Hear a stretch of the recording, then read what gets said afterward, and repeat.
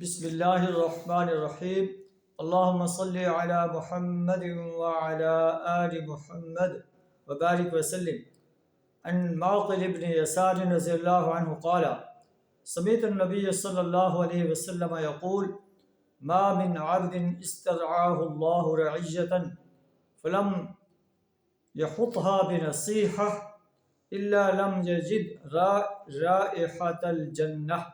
رائحة الجنہ رواہ البخاری۔ حضرت معقل بن یسار رضی اللہ تعالیٰ عنہ روایت کرتا ہے کہ میں نبی صلی اللہ علیہ وسلم سے سنا، آپ فرماتے ہیں اللہ تعالیٰ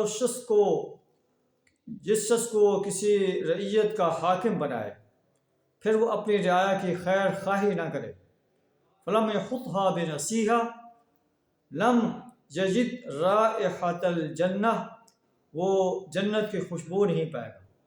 ایک اور موقع پر آپ صلی اللہ علیہ وسلم نے فرمایا کہ جو شخص مسلمانوں کا بادشاہ بنایا جائے، مسلمانوں پر حکومت کرتا ہو، وہ غاش لہم، لیکن وہ ان پر وہ بدخواہی کرتا ہو، الا حرم اللہ علیہ الجنہ، اللہ نے اس پر جنت حرام کر دی۔ ایک اور مقام پر نبی صلی اللہ علیہ وسلم نے فرمایا، حضرت جندب راوی ہیں، جس نے لوگوں کو سنانے کے لیے نیک عمل کیا تو اللہ تعالیٰ قیامت کے دن اس کی یہ بات انسانوں کو سنائے گا کہ اس نے سنانے کے لیے نیک عمل کیا تھا۔ اور جو شخص لوگوں پر مشقت ڈالے گا، قیامت کے دن بھی اللہ اس پر مشقت ڈالے گا۔ صحابہ کرام نے عرض کیا کہ اللہ رسول ہمیں وصیت کیجیے۔